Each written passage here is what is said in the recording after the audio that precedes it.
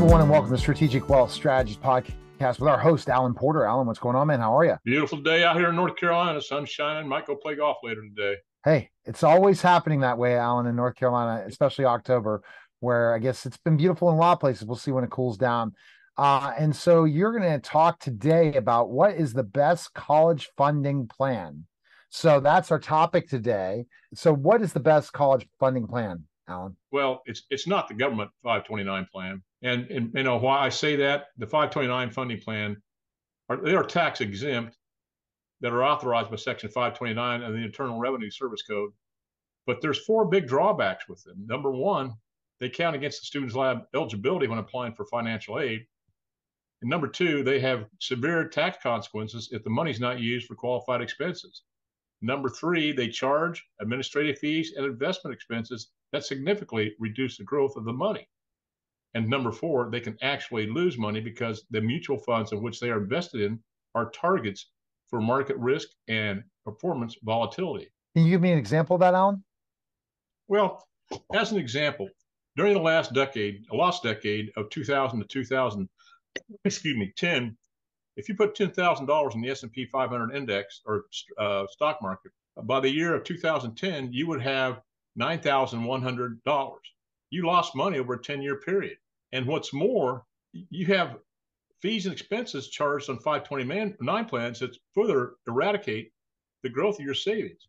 In fact, according to Securities and Exchange Commission, the fees associated with 529 plans will basically lower your actual returns from anywhere from 2 to 4%. There's maintenance fees, there's management fees, there's admin fees.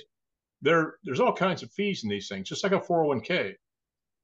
But you know, if your return was actually 10%, you may only realize a growth of 6 to 8%. Wow. Are there any other things that people should know about this? Well, also when your 529 plan loses value, you are still charged the same fees and expenses, just like a stock portfolio or your qualified plans.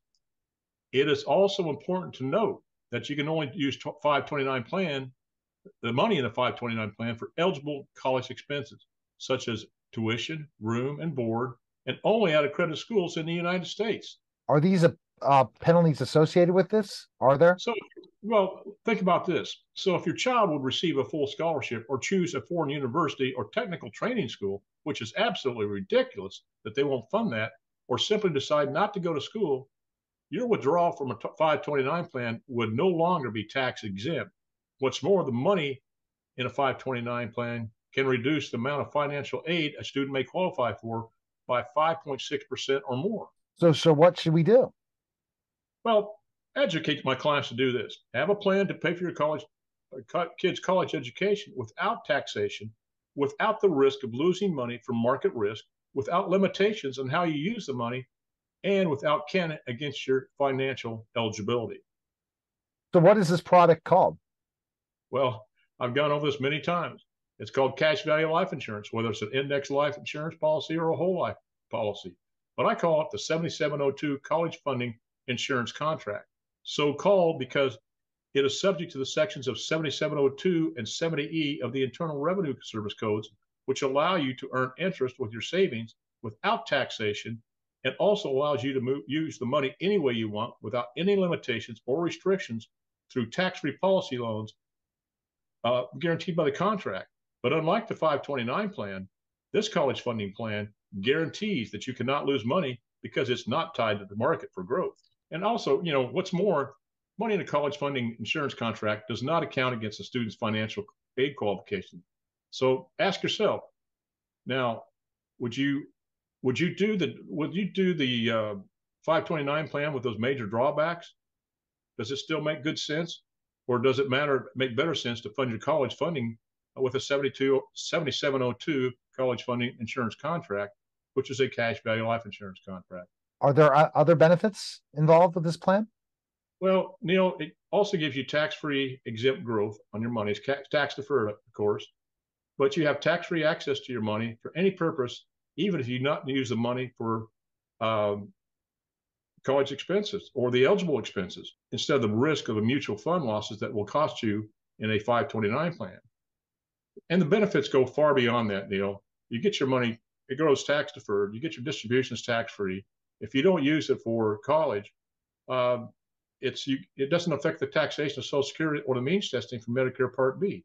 Also, it's self-completing. Let's say a parent or a grandparent buys the policy on themselves for the kids and grandkids.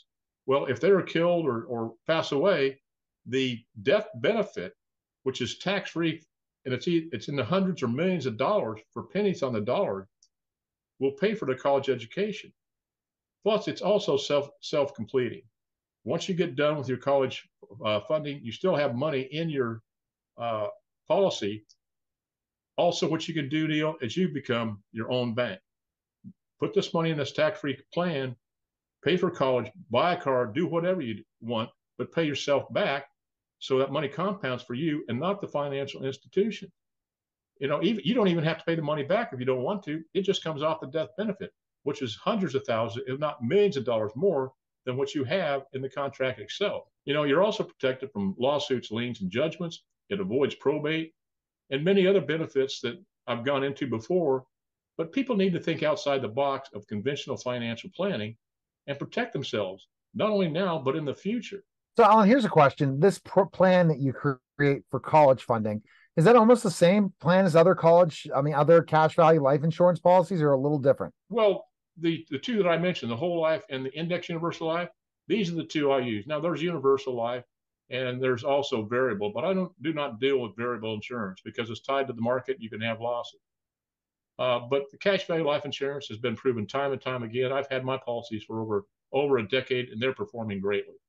And even in the insurance companies have been around for hundreds of years, 150 years for some of these companies. And they're the only lending institution, the only financial institution that has survived even during depression and recession levels. They're the only financial institution that paid dividends during the Great Depression. And the thing is, people don't understand how insurance companies are regulated. Banks are over leveraged. I'll give you an example. And I got this from a banker.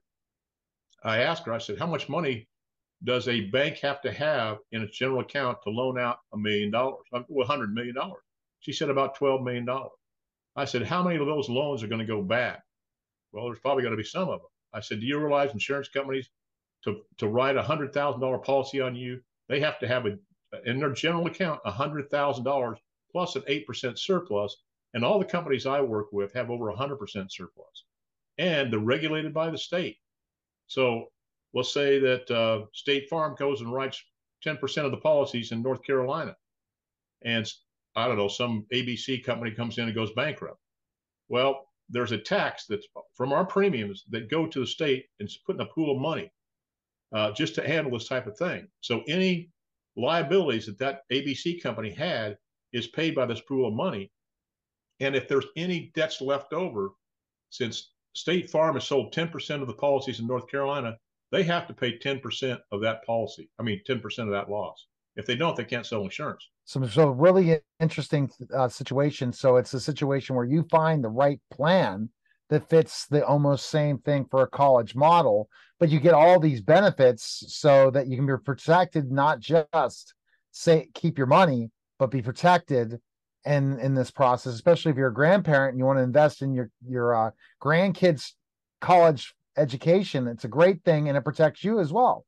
Well, absolutely. But insurance products go far beyond that. They eliminate the risk in retirement that people are not aware of, sequence returns risk. They protect you from the number one fear in retirement, running out of money before you run out of life, plus many, many others. People, like I said, just need to think outside the box of conventional financial planning.